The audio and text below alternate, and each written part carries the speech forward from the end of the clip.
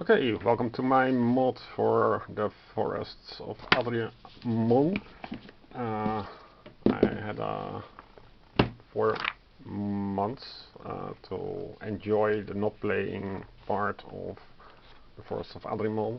And here is the Roguelite campaign sheet, save sheet. Let's see if I can make it a little bit better. Yeah. So this is essentially for if you bought the Forest of Adriamon and to expect a fun adventure board game, but instead found learning the game from the original rules daunting, this mod lowers the barriers to entry by presenting clear goals and in increasing orders of complexity. So here you see the missions that I had a lot of fun making up. If you bought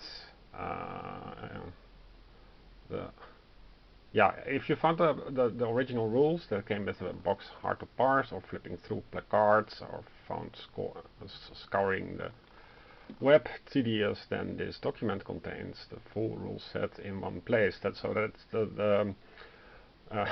Aside from this, there is also the 200-page full reference guide that I had to compile, and that took most of the time because I had to go almost every day to the Discord channel to ask questions and find consensus. Many things are not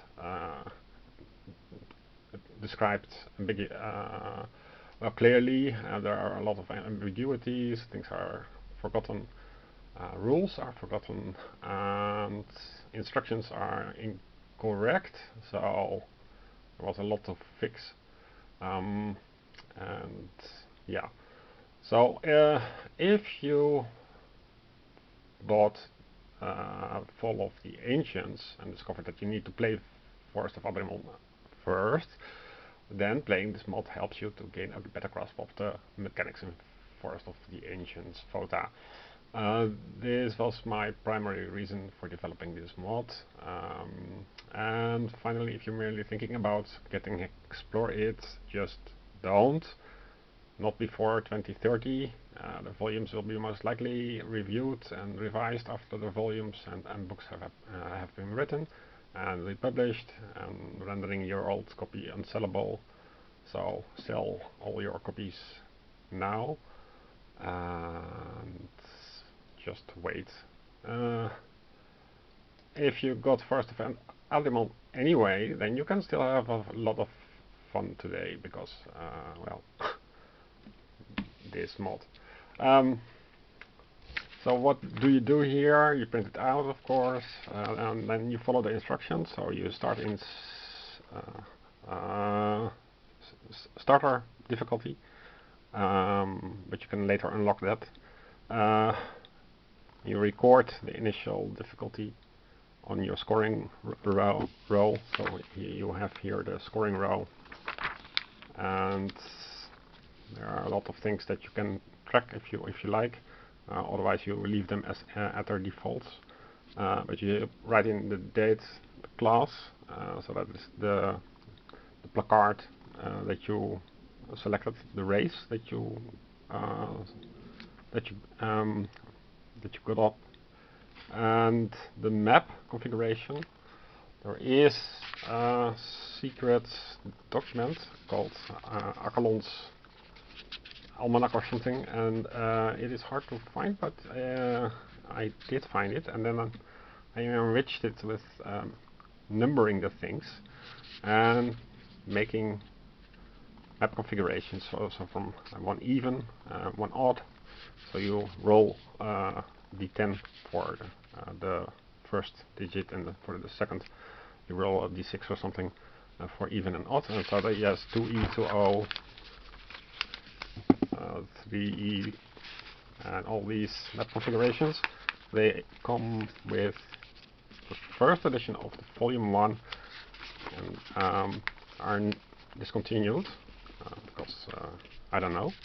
And this is the version, because the tile set is identical for volume 1 and volume 2. So this is all the type of configurations. So they have a number 1E something, so that's for the map thing.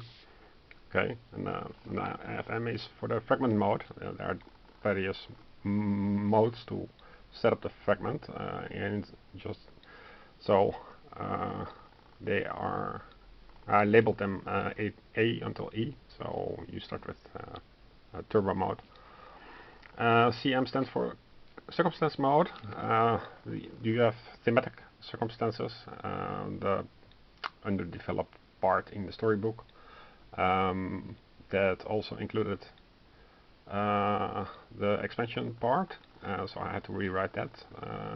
So there are, this time you have a proper thematic circumstance mode, and there is also the uniform circumstance mode, and there are two others. How to set up the circumstance bar. So you write here the letter for T for thematic, and difficulty is starter, so it's starter, medium, easy, medium, difficult, heroic, and epic. So you can put in the initial. Result is if you won, lost, or quit. Quit due to frustration, or ran out of time, or messed up, or you are fed up. Doesn't matter how you end it, because you always score, and your score helps you to gain perks, and the perks make you stronger every playthrough. So if you are highly skilled, then you go fast through the perks, and you go fast through the missions. If you are a slow learner, then you can repeat missions and still gain stuff to become stronger. The score is the total of what you checked so far. What you checked so far is this, and this, and this, and this, and this. Yeah. So the achievement start date, the date that you actually started. You write here the date, and then the benefits. You just tick off the boxes with a pen, and it doesn't have to be erasable. So you completed the setup for the first time, it gives you a point. Completed the first mission for the first time, it gives you a point. So there are simple, concrete targets that are doable. But not all are equally doable. So for schools out, finish a run with each of the classes at least once. So you, if you have, for example, played once with a druid and once with a historian, for example, then you can then you unlock the descendant class. And descendant is a child of the two, but if you're lucky, it's all a random process. But the more you play, more likely it is that you'll gain a descendant. And descendant is a dual class that was from the expansion part. They had these three classes, three dual classes, but you generate them yourself, and you gain the sum of one over the other. Now race to the top. Let's do all the races. It's the parallel of the classes. Up all night is to get 3 critical successes in one turn, stuff like that. If you gamble successfully on all the hidden power challenge cards, you'll find them if you play, as you play along. And all I got was a t-shirt is that you looted the enthralled cities. Then here is Coup de Grace. It's a nameplay for another game. They're all puns. I won't spoil it for you. So perform the killing blow versus an enemy of your favorite opponent and use the bonus in combat. So that gives you a clear thing to learn. On top of the world is gain high ranks. Golden Retriever, Eye of the Tiger, the Apprentice, all the same things, and they all give you points. You count up the points per run.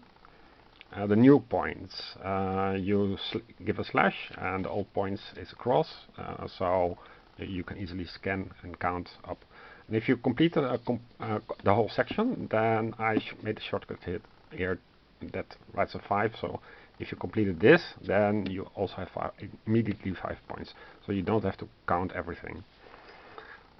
Industrious is for Ashul's workshop. There are 2 ways to create Ashul's workshop. They are explained here. Maxed out is, you got the gear upgrades, and if you got the 6th, you need Ashul's workshop for that. You can score points for that. Shopping spree, buy everything. Bucket list is things that you can do in the game. The game is massive, but it's very simple. It's not complex, contrary to popular belief. So why can we be friends is the influence core aspect of FoA. And so it is written is all the destination cards. Master Forger is the actual things that matter for the end game, and that is the relics. So here you can do the relics, go through one. The others are the same. So you'll have the 3 components, the fragments. You forge them.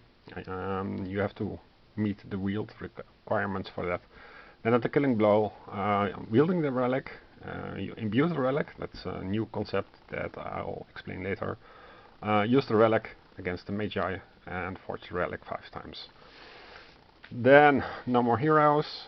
That is for the last hero.